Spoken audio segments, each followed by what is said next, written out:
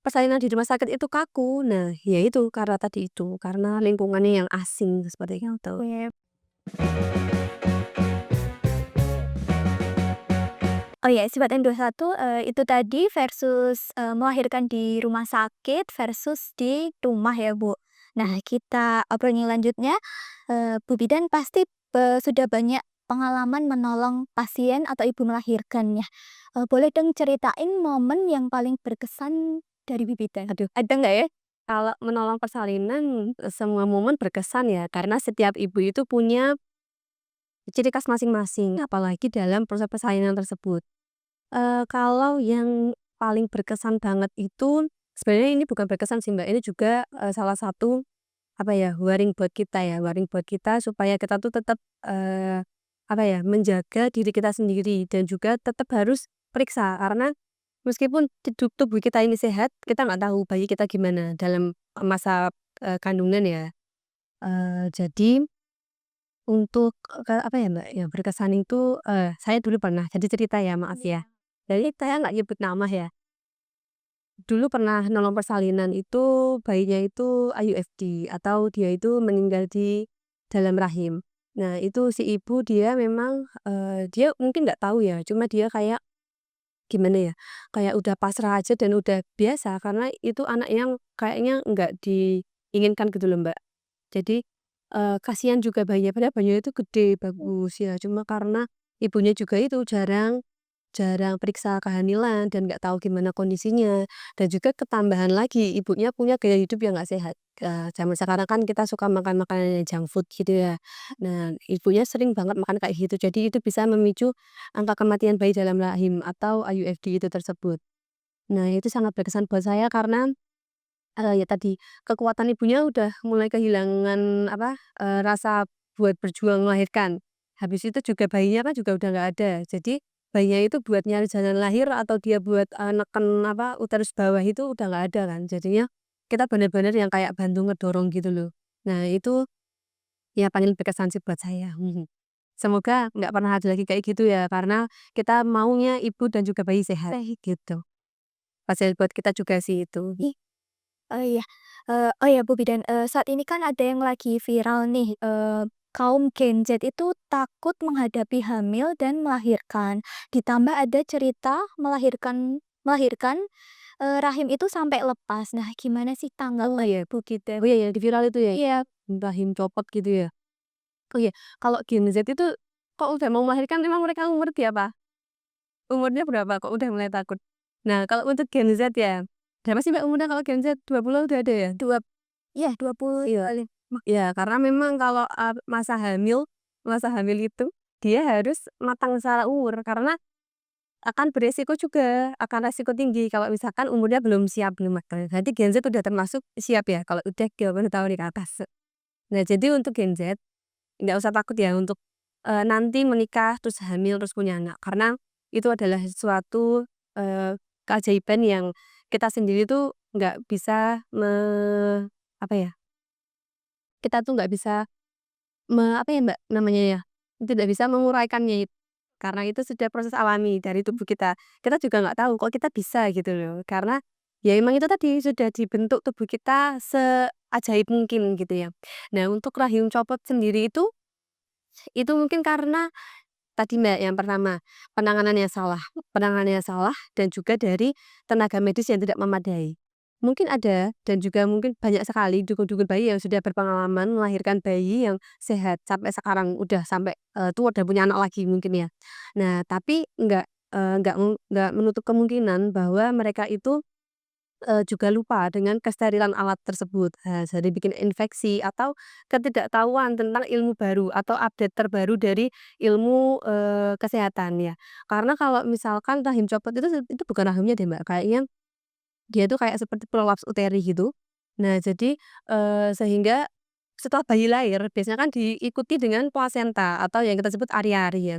Nah itu membutuhkan waktu beberapa menit, ada antara 15 sampai 20, normalnya 15 menit. Nah kalau kita tidak sabar untuk menunggu kontraksi yang akan timbul lagi setelah bayi lahir, biasanya tuh, langsung ajalah apa kita lakukan manual plasenta atau kita ambil seperti itu.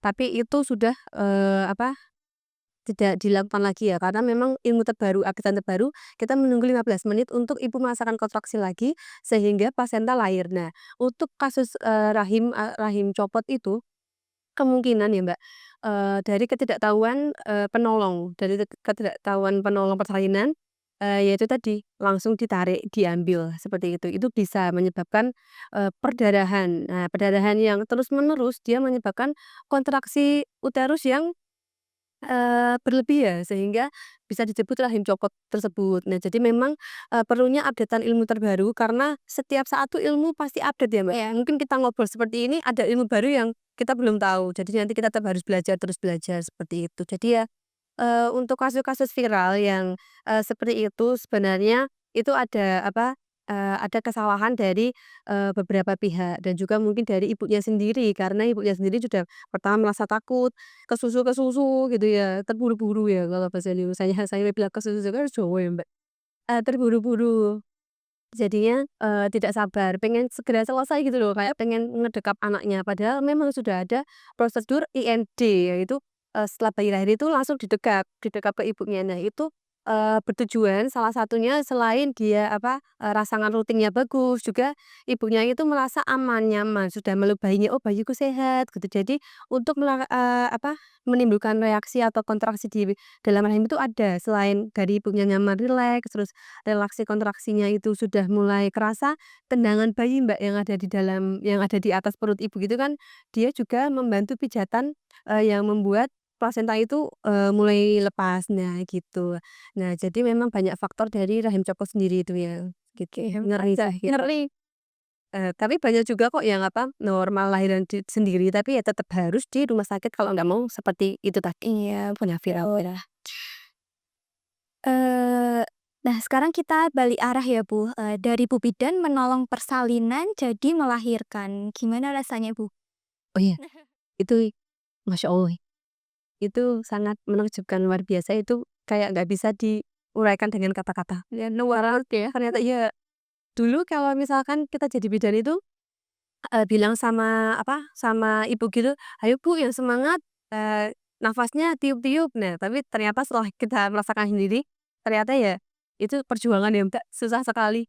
Iya nggak susah sih, sebenarnya bisa kalau kita ikut senam yoga, kelas ibu hamil gitu kita akan terbiasa. Tapi kalau buat yang enggak ya, itu agak sulit sih karena kita sudah, fokus sama sakitnya kita. Jadi teori yang masuk dan juga beberapa apa, beberapa informasi yang datang gitu kadang kita lupa gitu, sehingga memang penting sekali untuk, kita belajar ya.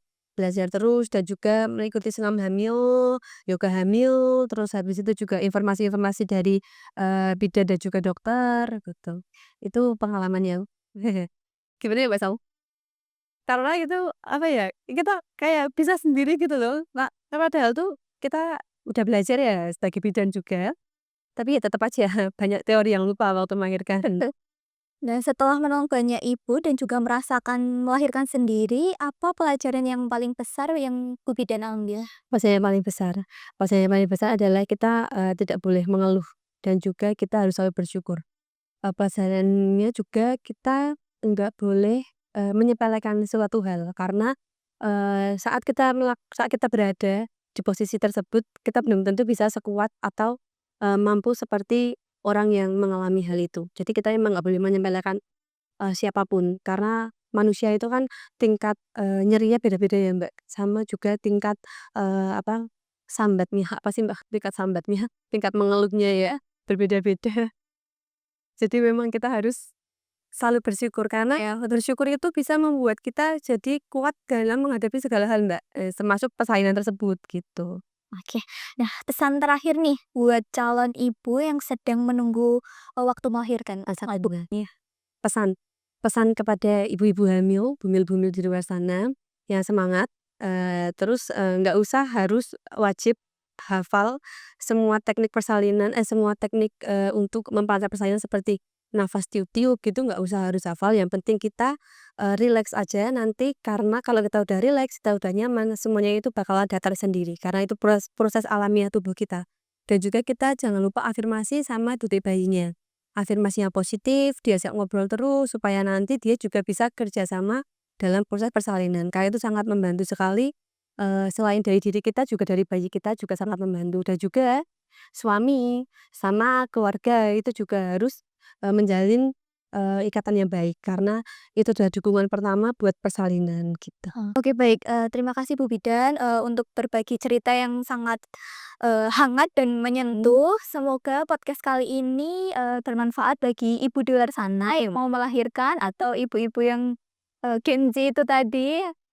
Sebentar, ya termasuk Mbak Salma ya, nanti Kalex juga Iya, Kak, agak deg-degan juga, tapi belum kok, masih lama. prosesnya ya, baru menikah dulu, nanti hamil, terus baru melahirkan, yang penting kita harus siap tadi tuh ya, Mbak. Ya, betul. Ya, makasih ya Bu Bidan, Ya, sama-sama. semoga bisa next podcast lagi ya. Terima kasih juga sudah ajak podcast di, Gemilang Talk ya.